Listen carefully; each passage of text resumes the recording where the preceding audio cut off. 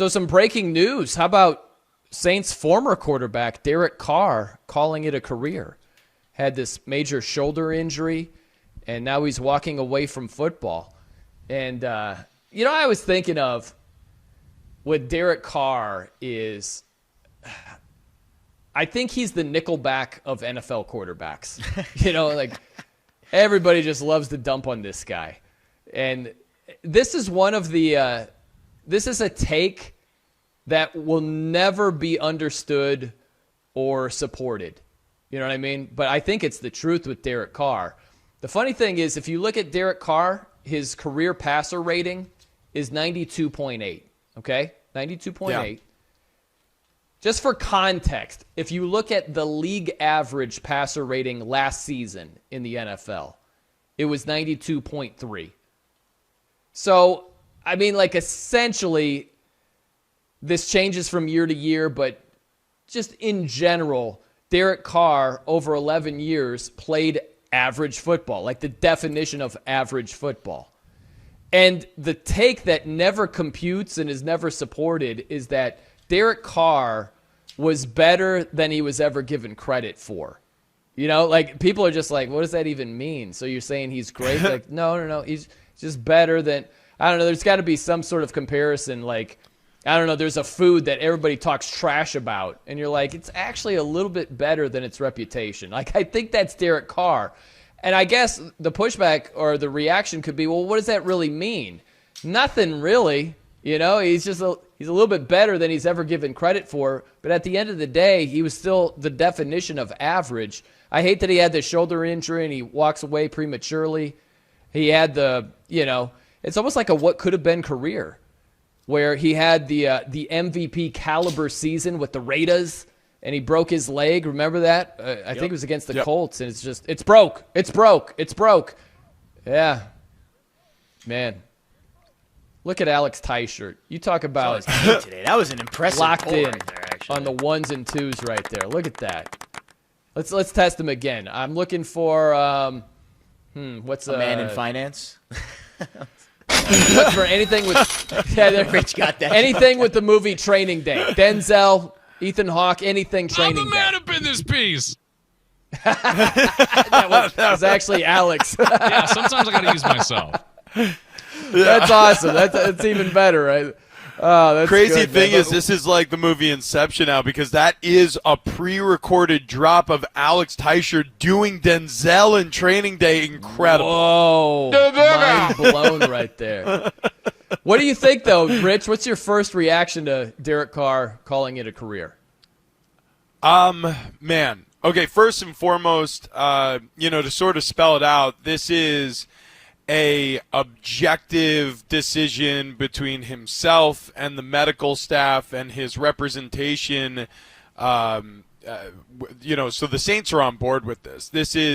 They looked at his shoulder after they picked up the volume, him throwing the football for the first time in earnest since his last surgery, and he has structural issues with his shoulder that they're not sure can be resolved and would have major impacts on the 2025 season. So first thing I'll say is this is the right decision.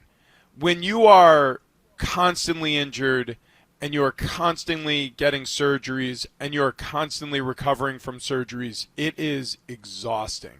And as much as you love the sport, and I know Derek Carr loves this sport, it drags you into a pretty dark place sometimes where you feel useless because you feel like the only thing you're good for is playing the sport you love and then damaging yourself playing that sport you love and then putting the pieces back together, and you have no time for family. You have no time to escape. Your life is just committed to either playing the sport or recovering from the brutality of the sport. And it is a vicious cycle. It's one that I was trapped in. And by the way, no complaints. I love the fact that I was able to play football at the highest level. But for virtually my entirety of my 6-year NFL career, I was either damaging my body to the point where I needed surgery or recovering from a surgery or a major injury every single offseason. That's just how my career went. My body held up until I was 22 years old, and then the wheels started falling off. Derek Carr has had a better run than that. But these past handful of years have been marred by injury after injury after injury. So it's good timing, and it's a good decision. Now, in terms of what it means for the Saints, well, it's showtime. Tyler Show. It's the Tyler Shuck yeah, or show. Yeah. Yeah, it's the Shuck Show down there in New Orleans. It's look, I don't think when they drafted him they were thinking they were going to be handing the keys to the family car as quickly as it's going to be now. I'm fairly Family certain car. they drafted. I see what you did there. The car. Fairly certain that they figured they would have a more reliable driver in the captain's chair for a little while longer. So we'll see how he performs with a shortened on ramp.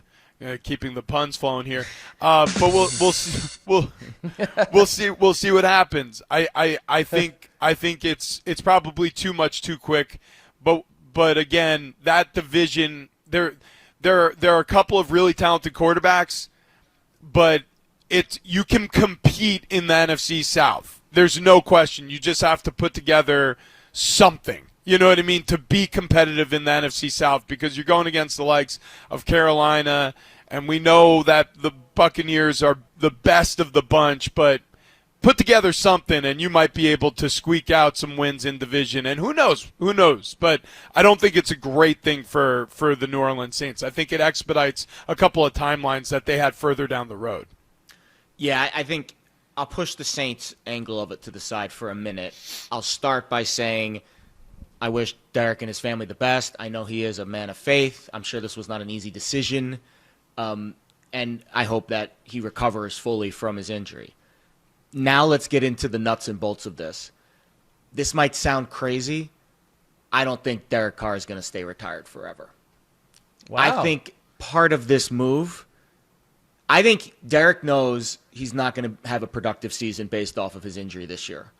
And I think the Saints know that as well.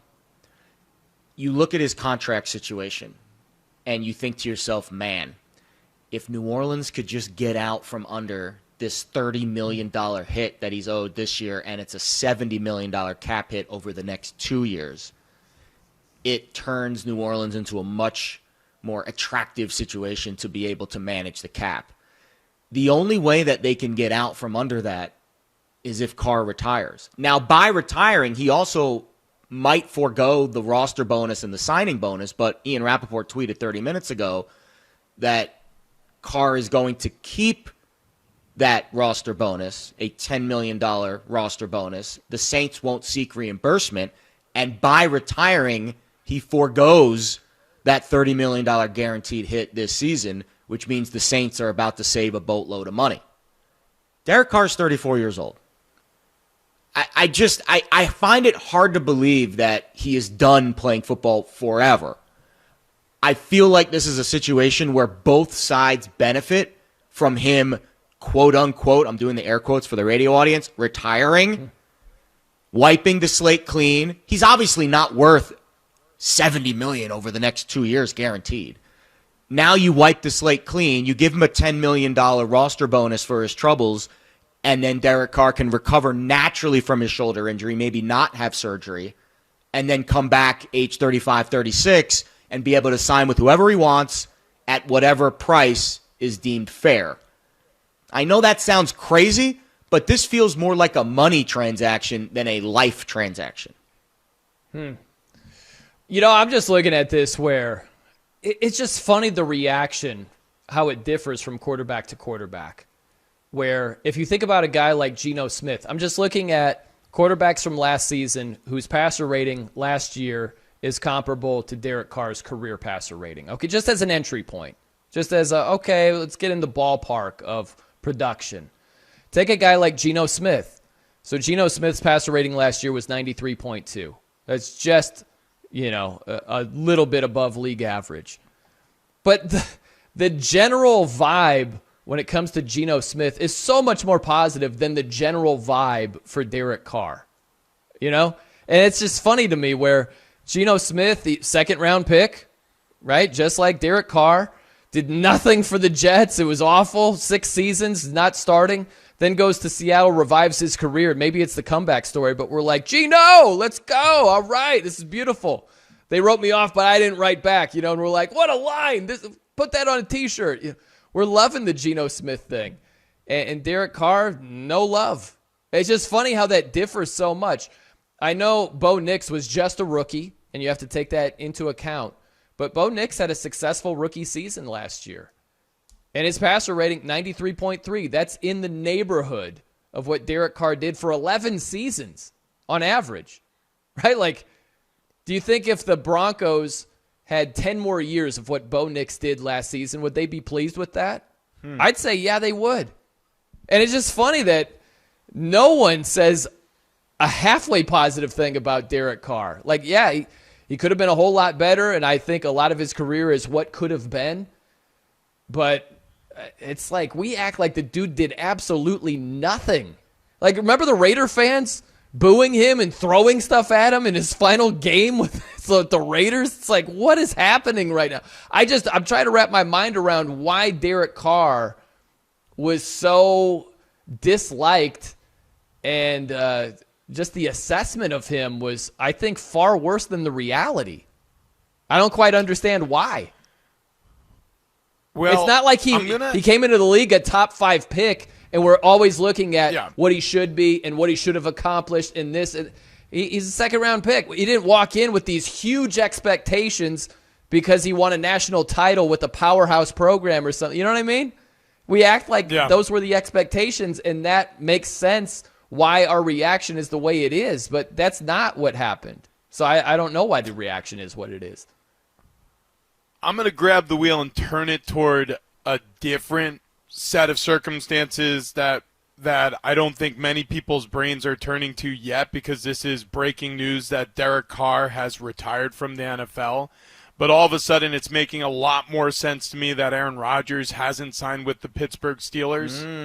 Like the fact that this has been discussed between Derek Carr's representation and the New Orleans Saints for, I'm sure, weeks now, if not longer, and the fact that Aaron Rodgers went unsigned all the way through the NFL draft and now hereafter, and the Steelers have made some trades, and maybe, like, for example, the George Pickens trade doesn't make all that much sense when you think about feathering the bed or fluffing the pillows for Aaron Rodgers, but it does now, because if the ship sailed on Rodgers because the Steelers know that Rodgers representation are in deep talks with the Saints, and there's a potentiality that the Saints will have room in their quarterback room for Aaron to sign with them, and money to spend on Aaron Rodgers, and potentially more than the Pittsburgh Steelers are willing to offer him. I'm just saying that the dominoes are starting to line up where Rodgers playing for the Saints makes a lot of sense to me. How about this, though, Rich? If that's true, the Steelers would have to know that, it's cooling down in terms of Rodgers being a Steeler. Why are they rocking Mason Rudolph and a 6th-round Will Howard right now? Why is that the depth chart? Well, this could be information. You only can operate with the information you have. So, I mean, as we know, OTAs and your official capacity with your team really starts for the veterans after the draft. So all of that information with the Saints could have started tumbling out after the draft, like, hey, yeah, it's a good thing the Saints drafted a quarterback in round 2, and it's a good thing. Well, good thing. It's because they knew. It's because they had some inkling. And then the more they invested in, kicking the tires on Derek Carr, and maybe there was some waffling going on, the more the phone started ringing to, I'm sure, the available free agent quarterbacks, and there's really only one that can step into a situation at this point and buoy your roster, and that's Aaron Rodgers. So I don't know. It just sort of lines up too perfectly for me not to mention it at this juncture. I know it sort of feels like we're in a rush throwing dirt on the casket of Derek Carr's career and moving on to Aaron Rodgers, but it's the fact is the ball continues to roll. Like the Saints now are in hurry up and get better mode after they've lost their starting quarterback for the 2025 season. Well, it's a market-moving thing, right? Like, I think now that Carr retires, I think it turns New Orleans into, like, the worst team in the NFL in terms of probably their win total. It'll probably bump that down. But then it also sets up a potential insane buying opportunity if Aaron Rodgers does end up signing with the Saints. I have no knowledge or information if that is going to happen. I will say this, though. There was zero chance it was going to happen unless Derek Carr retired and forfeited his $30 million guaranteed salary this year, right? Like, I know there's rules in the NFL salary, I don't even know what it's called these days, where if you retire, you give up the money, where if you just are sitting out injured. Like that's the part about this retirement that doesn't make sense. And I'm not saying that it's like this scheme or this plot, but if you're Derek Carr, why would you retire and give up that money? Like, it just doesn't make sense unless you have some kind of under-the-table deal with New Orleans that says, we'll give you your roster bonus, we'll give you this little severance package, but if you retire, you are saving us a boatload of money over the next 2 years, and then we get to go out and sign Aaron Rodgers because now we have $30 million to play with. Like, that's why A, the timing of this, B, the retirement vibe at 34, like, and I know he's banged up, but I don't get this vibe that he's gone and done forever. Like, I think this is a transaction to get his salary off the books, and now New Orleans can move forward as a franchise. That's just my initial gut reaction. I'm wrong a lot. That's just how I feel about this situation. You're right a lot, too, though. I am right a lot, but, I'm talking about someone's life here. I don't want to make it like it's this game of Monopoly. Right. No, but that kind of is what it feels like. I'll say this. Like, Derek Carr is not going to be a Saint. Like, this roster is not good enough for him to be like, oh, yeah, let's go. NFC South, here we come, maybe. Like, they're not good enough. I appreciate where you're coming from, Rich, and I do love the idea of connecting the dots, and I absolutely smell what you're cooking over there. I get it. Well, how about this, too? Can I say one more thing? If you're Aaron Rodgers, would you rather play in the NFC South or the AFC North? Yeah. Well, I mean, there's a better path in the NFC South, but at some point, you just look at the limitations of the roster. It's obvious with the Saints. It's so limited right there in terms of overall talent on that roster. It's true. So I can't. I don't think you're winning a Super Bowl in either location. No. I think Aaron Rodgers just wants a soft landing. Yeah, who knows what the guy wants? It's crazy, man. He wants to go and as good trip as mine. on ayahuasca in the jungle is what It's he really wants to do. I think it's, what is it, like the wine appetite with the beer wallet? I think that's what we're looking at. Yeah. In terms My of mom would roster. just say, beer bankroll on a champagne taste on a beer bankroll. There you go. Yeah. It's like yeah. he wants a wine roster, and we're looking at beer right here, man. We're looking Bud Light, we're looking not at, even good beer. We're looking at Schlitz with the Saints, and we're looking at what's the Steelers? I don't know, like a PBR. mediocre. Makes sense. Roll with that.